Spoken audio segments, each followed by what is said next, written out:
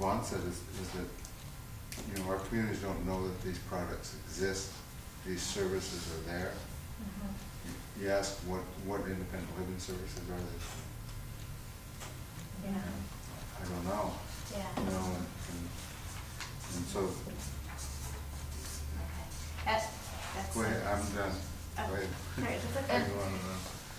I was just going to mention also then, so as far as independent living services and obviously talking about AT and everything, so I've been with our agency for 15 years with Disability Services and Legal Center and working with the tribes the whole time.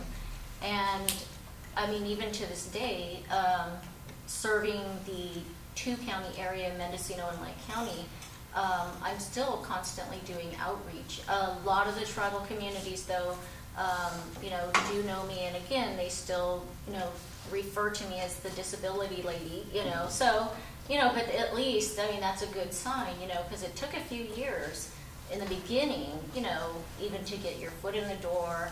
And I have to say, though, it did help to, you know, be related.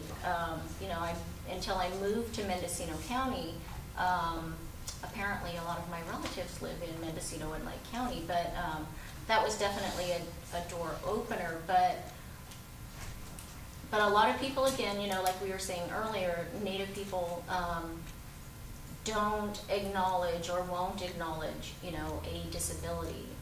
A lot of people, you know, like to check out my chair, you know, younger people and elders. But, you know, if an elder needs a wheelchair, and most of the time it's a manual chair, because if they live in a mobile or a trailer, there's no way to get an electric chair or a manual chair, for the most part, inside the home.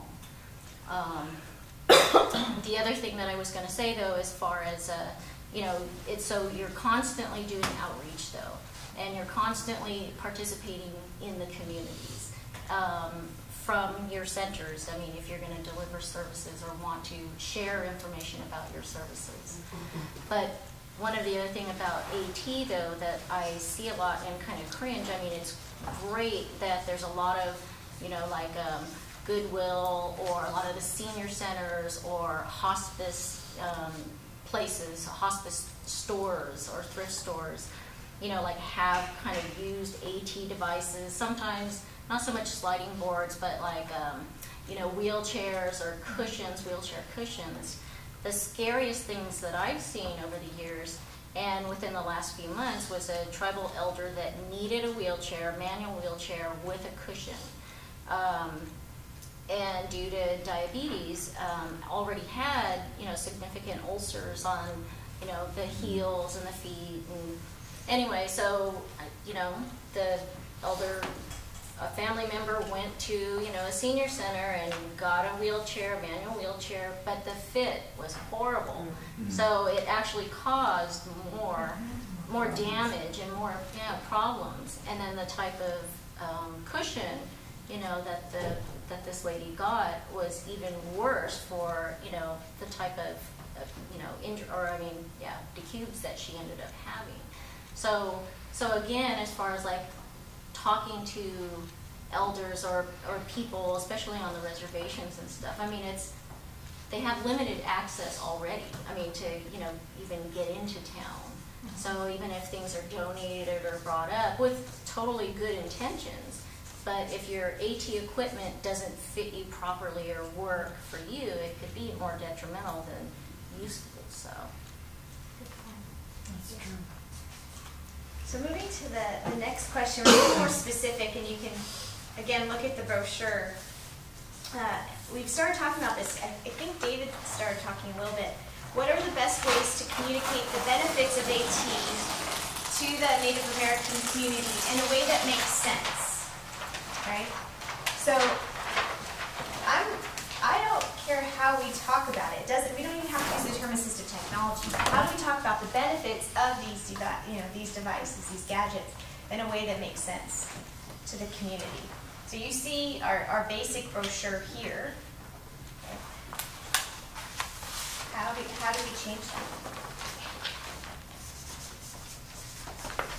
By putting people or pictures of some Native people on it that actually use AP devices.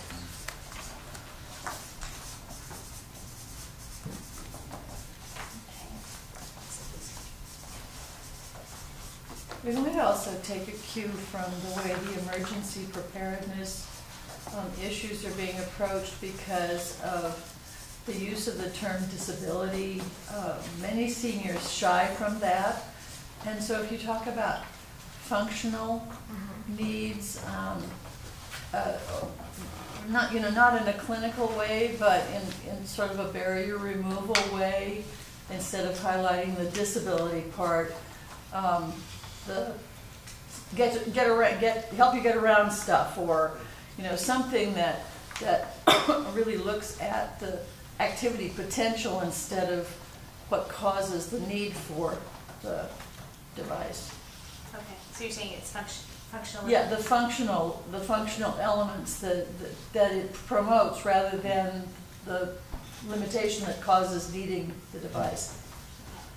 And so I heard, just to go, so I make sure she gets both, we have focus on functional elements and then photos of the community. Yeah.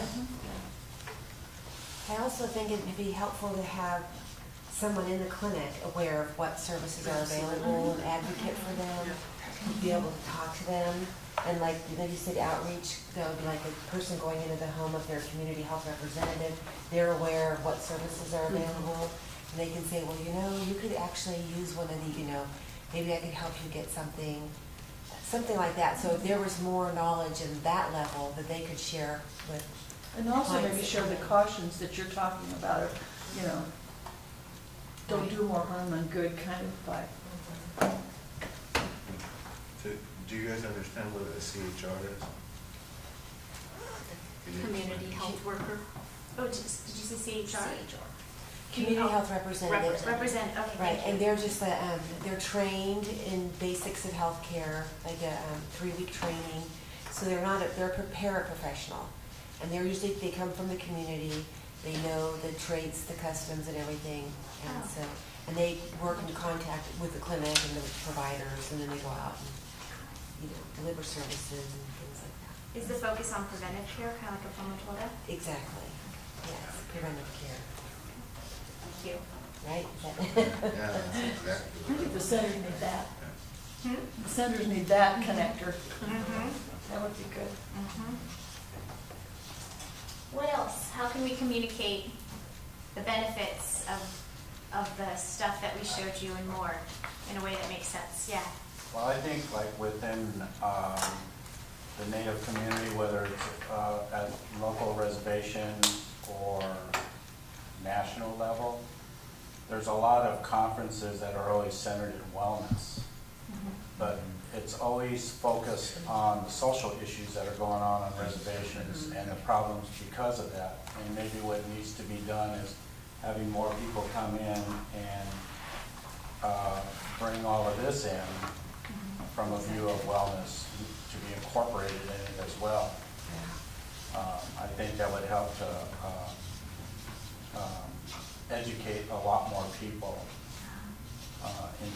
See, it's different in San Diego because, we're right there, right next to that big city, and we have access to everything. Mm-hmm. I mean, I go down and meet with the DA about once every couple months, and, it's a lot different. But then on the same hand, we're dealing with about 77 different tribes because of the urban population. But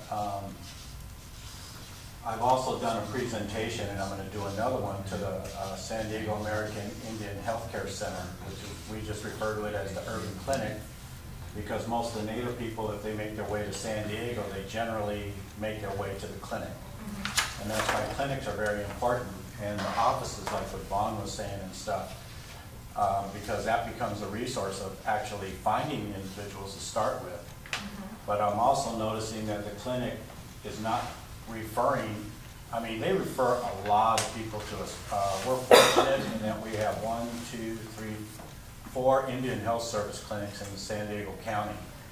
And I'm fortunate because I went to graduate school with a therapist that works at each one of the clinics, so I'm able to get a hold of them real quick. But we rarely get any physical disability referrals to us as well. So I think there's, like, I'm gonna go down there and talk to the head medical people now. And I think that might be part of the problem, because even in trying to get services for individuals with disabilities, a lot of times, I'm sorry, I forgot her name, but everybody doesn't see, for at least our program, they don't see vocational. They see rehab, Yeah. you know, and so that's what we get. And so part of it is to advocate and as well as bring this in, I think, and maybe in terms of wellness, incorporated it. That's really interesting, and that's why we asked that question in the beginning, how do they view technology, because certain populations hear assistive technology and they get really stuck on the technology, so. David and then Joe. Yeah, I have two things. You know, I mentioned the podcast before, and that can be a really effective tool, because all of the kids got their iPods now, you know, and they can access the podcast at school and then make their parents listen to it, or, you know, figure out a way to get it done, or burn a CD for them so they can listen to it at home for their leisure, that kind of thing. And the other thing is California Native News. Have you ever seen that publication? It's a quarterly, and it has one of the broadest circulations in the state of California. Almost every Indian who identifies as an Indian, California Indian, reads that magazine. And you can either have a full featured article, or just buy advertising space in there. Everybody will see it. Everybody. I mean, it's on everybody's coffee table. Any office, anything to do with Indian issues has that publication available on their coffee tables or in their magazine rack or whatever. And every library in the state of California has that. I think it should. At least the ones I walk in, it's there. You know, and it's and they need your money to keep going. And it features all, you know, cultural events, cultural whatever, you know. It's a good magazine. And the newspaper, Indian Country Today. Yeah, that one, people see that on the web all the time. Is Indian Country Today? Yeah. Is that a physical newspaper or a web? Both. Both. So those would be effective tools. Thanks. Joe, did you have? I just, the mention of the, you know, assistive technology, people hear technology, vocational rehab people